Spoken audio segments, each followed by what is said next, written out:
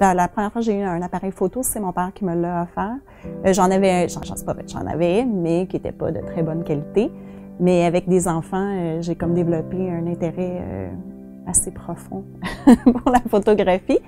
Donc, mon père, qui était très gâteau, je dirais, peut-être, il est décédé, j'avais 29 ans, fait que peut-être à 27 ans, il m'a offert, il est arrivé à la maison comme ça, puis je m'en souviens encore, il m'a offert un Nikon de 90, qui est au fond, quand même de base, mais à ce moment-là, pour moi, c'était immense, puis j'étais estomaquée qu'il puisse m'offrir quelque chose comme ça. Donc, ça avait cogné à ma porte, puis il m'avait dit, tiens, fille, amuse-toi. Fait qu'à partir de là, ça m'a suivi partout. Je me suis mis à traîner mon appareil photo partout, puis à développer cette passion-là qui est devenue mon métier.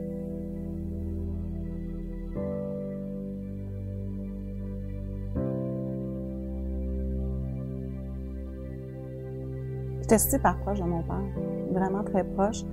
C'est un homme qui était super sensible, j'ai tout le temps été sensible, fait que je pense qu'il venait chercher un peu cette corde-là en moi. C'est sûr qu'on parlait pas nécessairement, c'est une autre génération, on parlait pas nécessairement aussi ouvertement que je peux parler avec mes enfants, mais somme toute, j'ai eu vraiment des belles discussions de vie et apprentissage qui m'ont été légués par mon père.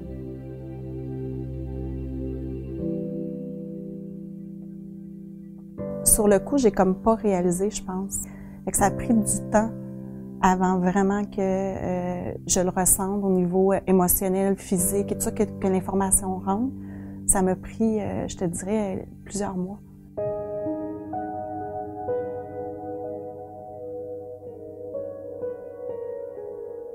Quand mon père est décédé, j'ai été pris en charge par Suicide Action. À ce moment-là, j'ai fait une première rencontre, puis tout de suite, on m'avait comme un peu expliqué le processus de deuil et tout ça par suicide. Fait que la journée, je m'en souviens encore, ça allait pas. Puis des fois, c'est tellement insupportable que tu as peur de toi-même. Puis cette journée-là, on dirait que mes enfants, tout me popé, puis je me suis dit, là, ça va pas. J'avais l'impression que les gens autour de moi ne comprenaient pas nécessairement, parce que les gens sont très, très présents les premières journées, mais après ça, leur vie reprend. Puis là, souvent, c'est toi, tu dégèles. C'est là que ça va pas. Mais les gens sont déjà passés à autre chose. Fait que mon premier réflexe a été d'appeler en Suicide Action.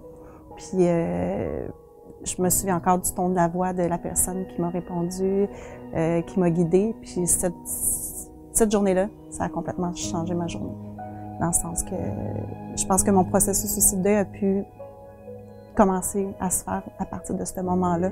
J'ai vraiment évacué le gros de la souffrance. Puis après, ça a été plus doux. Bien, je pense que tu as deux réactions possibles quand tu fais un deuil par suicide. C'est soit toi aussi tu te laisses couler avec cette souffrance-là, ou tu te sers de cette souffrance-là comme un outil positif dans ta vie.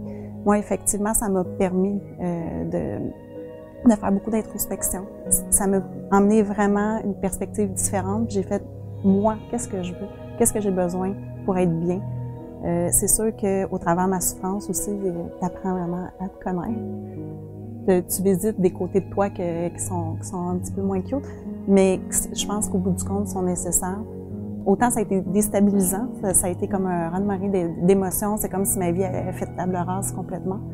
Mais j'ai pu à partir de là rebâtir en pensant à moi. À quelqu'un qui vit un deuil par suicide présentement, c'est d'aller chercher de l'aide, ça c'est sûr, c'est définitif. Encore là, c'est de s'entourer, c'est l'amour. Je le dis tout le temps, l'amour, ça fait toute la différence. Mais première des choses, je dirais, c'est le pardon. Puis moi, dans mon cas, je pense que c'est ce qui m'a aidé d'y pardonner. Il y a des moments, j'ai eu des moments de colère, là, c'est normal d'en avoir, là. Mais j'ai pas essayé de le retenir, j'ai pas essayé de trop comprendre. Même encore aujourd'hui, ça a fait 10 ans. Des fois, je vais avoir un pépin X, puis c'est comme si mon cerveau avait pas encore, des fois, totalement enregistré l'information. J'ai comme une envie de l'appeler. Tu sais, hey, là, mais ça dure une fraction de seconde. Mais c'est ça, c'est vraiment le contact physique, le fait. Aussi, des fois, quand je vais vivre des choses, des fois, je suis triste qu'ils soient pas là, des fois pour mes enfants, parce qu'ils étaient très proches de mes enfants. Ils venaient pratiquement les voir à tous les jours en terminant de travailler. Fait que c'est sûr que j'aurais aimé qu'ils les voient grandir. Il y a des choses que j'aurais aimé. Mais pour le reste, j'ai vraiment l'impression qu'il fait partie de moi, puis qu'il est avec moi et autour de moi. Ça m'aide à être un peu plus en paix aussi.